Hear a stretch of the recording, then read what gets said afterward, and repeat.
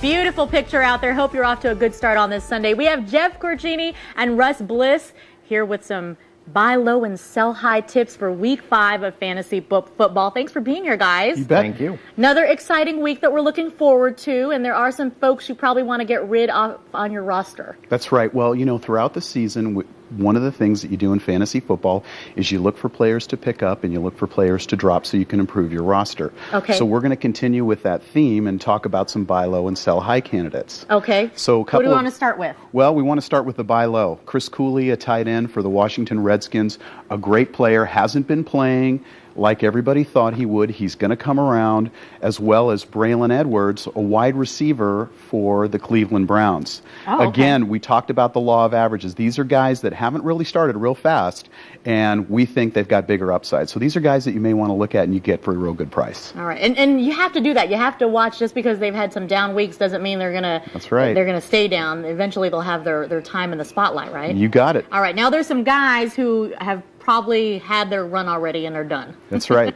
Yeah, and the first one is Chancey Stuckey for the New York Jets. He's a number 3 wide receiver. He caught a touchdown pass in each of the first 3 weeks of the season, but then last week, with Brett Favre throwing 6 touchdowns, he didn't catch a single one. That's the life of a number 3 wide receiver in the NFL. So counting on him on a regular basis, not something that's good. So get rid of him on your roster. Right. Okay. The other one is Kyle Orton, the quarterback for the Chicago Bears.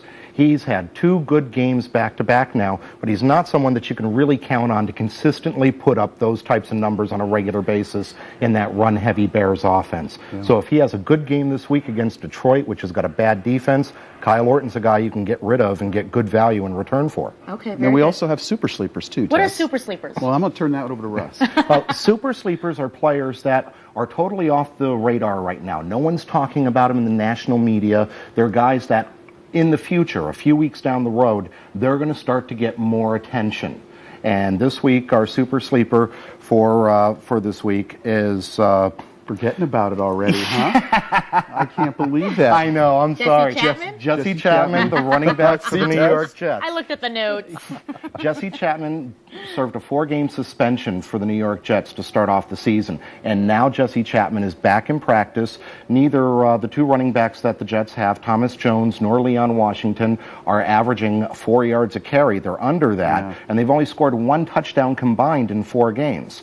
If they don't get something going soon, Jesse Chapman, who did really well for the Miami Dolphins last year, he could be a super sleeper to acquire now who could pay off dividends for your fantasy team in the future. We forget that there's people that are also coming back onto the roster that you've got to consider. You bet. All right, I have a question from my husband. He says Terrell Owens had a few bad down weeks last week, especially bad against Washington. Today, a big game against the Bengals. Is he worth starting? Is he worth putting back in there? Oh, yeah, he always is. Okay. And especially since he had a couple comments to say about not getting the ball enough, they're going to make sure to keep him happy. But T.O. is definitely someone that you want to start, especially this week against the Bengals. Okay. And then as we always go into, we're going to talk about the Cardinals. And we've got our featured Arizona Cardinal player this week is Edgerrin James. We think he's going to be a great play this week.